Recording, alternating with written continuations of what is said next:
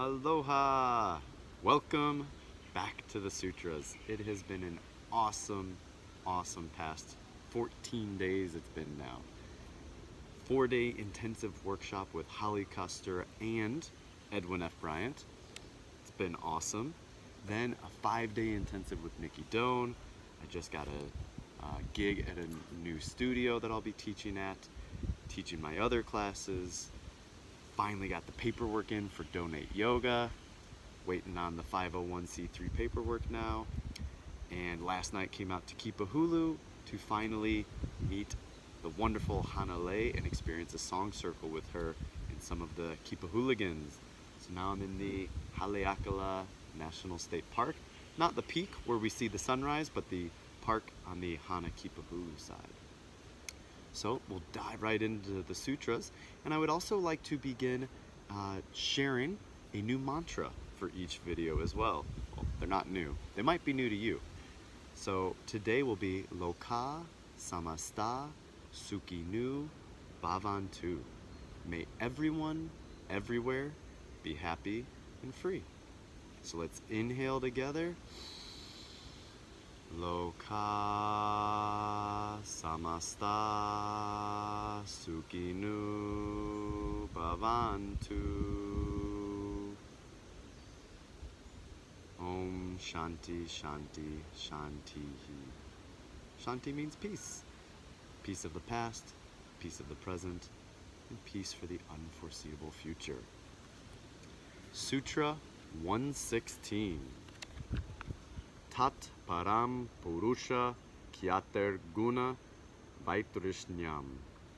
Higher than renunciation is indifference to the gunas themselves. This stems from perception of the purusha, or soul. So when we give up the gunas, which are everything else other than the soul, the prakriti, that is true renunciation. We know that we want to abstain from rajas and tamas, those gunas, and step into a more sattvic way of life. However, Edwin F. Bryant states here that even sattva is still a guna and is still part of the ebb and flow. So eventually, the yogi or yogini will even renounce the calm state of sattva.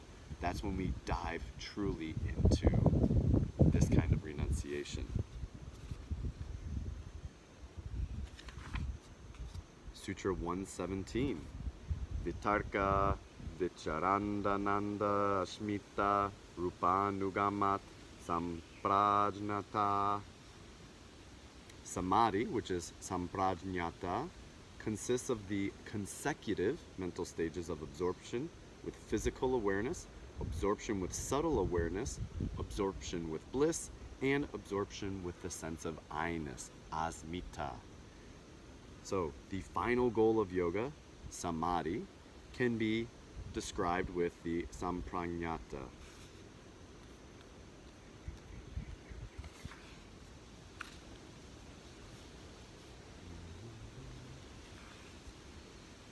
And Edwin states here that in the Bhagavad Gita, Krishna describes this state, which the text actually defines as yoga. When the yogi experiences that endless happiness, sukha, like sthira sukham asanam, which is grasped by the discriminative faculty, or buddhi, but beyond the grasp of the senses, he remains fixed in this state and never strays from the truth. This state, free from any trace of suffering, is called yoga. Sounds like a pretty lofty goal, and definitely one worth reaching towards. Also, it's important that the I amness, asmita, is not the same one that we will go over with the kleshas. The asmita listed as one of the obstacles or kleshas in chapter 2, verse 2 through 7. Moving on to Sutra 118. Virāma-pratyayābhyāsa-pūrvah samskāra-śeso nyah. The other samadhi, referring back to the last one, so the one other than that, is preceded by cultivating the determination to terminate all thoughts. In this state, only latent impressions remain. So another way of considering this is that awareness is eternal. It cannot ever cease being aware. This is part of the final goal of yoga. So in the Upanishads, as well as in the Bhagavad Gita in chapter 2, the soul is described as being indestructible. It cannot be slain. It does not die when the body is slain, nor is it ever born. It is birthless, eternal, perpetual, original. It cannot be burnt, pierced by weapons, wetted, blown by wind. It is unmanifest, beyond thought, unchanging. This is what Krishna said to Arjuna when he was going through that inner turmoil. Awareness cannot be switched off like a light. That being the case, the soul's only options are what it is aware of. It can be object aware, subject aware, that is, aware of entities or objects other than itself, or exclusively aware of itself as awareness, pure consciousness, with no reference to any other entity. Coming over to Iyengar's translations, going into Sutra 119.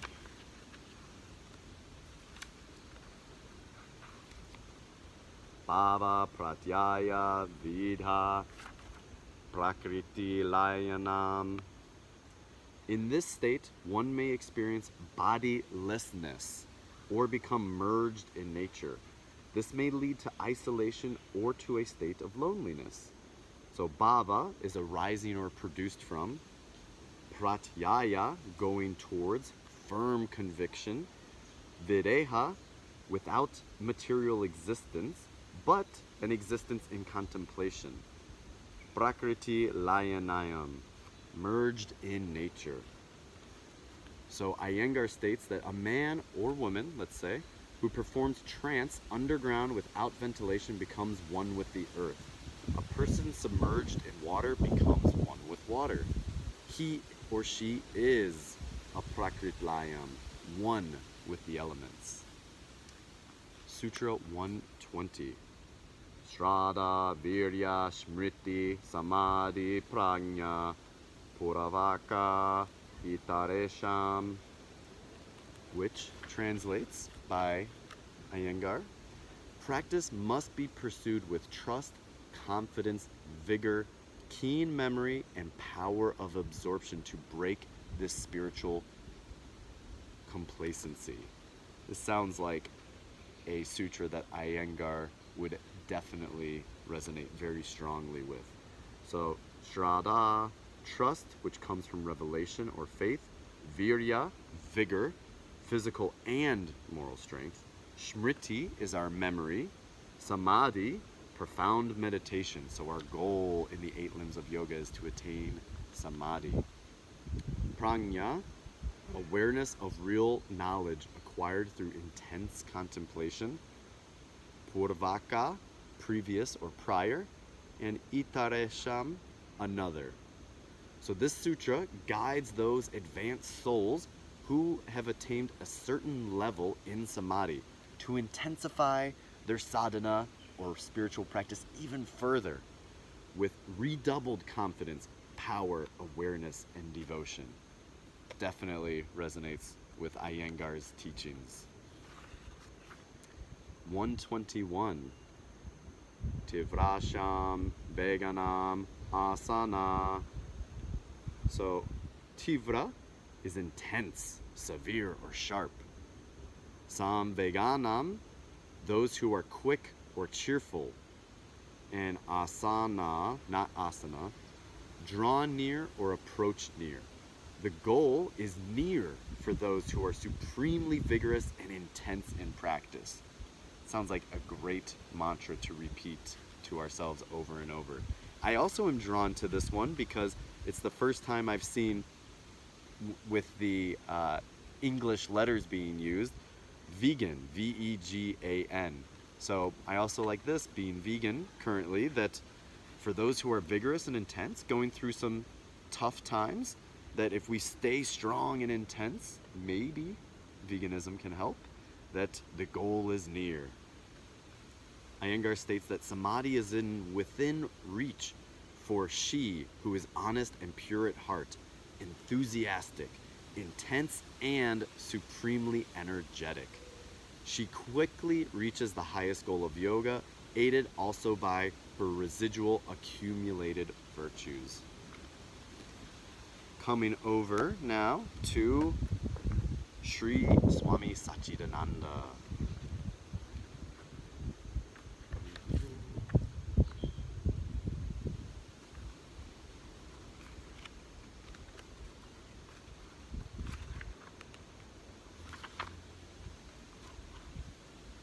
(122) Mridu Madhyayadi Matravat Tato Pi Vishesha.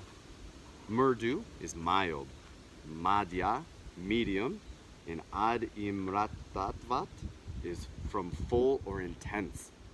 Tata, thereupon, Api, also, Vishesha, differentiation or distinction. So the time necessary for success further depends on whether the practice is mild, medium, or intense. So we're given 3 different methods or speeds at which, or intensity at which we can practice. And it's not saying that one is better than the other, it's just saying this is possible. So when we think of yogis in a cave for 20 years living off of the sun and breath alone, that is probably going to be pretty intense. Ad matratvat. Mild, mridu, might just be our regular yogi going to classes a couple times a week, meditating a couple times a week. And medium may be going to a yoga class every day, meditating every morning. Still not renouncing the world. Again, not saying that any is better than the other, they just are. 123. Ishvara pranidhana dava. Ishvara pranidhana is the 5th niyama, devotion to God. It's not saying which God, it's just saying devotion to that higher being. So this is actually the first time that yoga and the sutras come into a theistic, almost religious sounding aspect. Once again, it could be your God. If you're Jewish or Christian or any other religion, you can still utilize yoga and pray to the God that you believe in. So what's saying is that samadhi can also be attained by devotion with total dedication to God.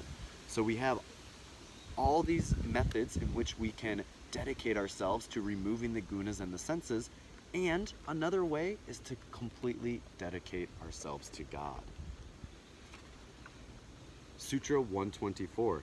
Klesha karma vikashayar parmachva purusa-khyāter ishvara. Ishvara is the supreme purusha. Purusha being soul, eternal, unaffected by any afflictions, actions, fruits of actions, or by any inner impressions, samskaras, or desires.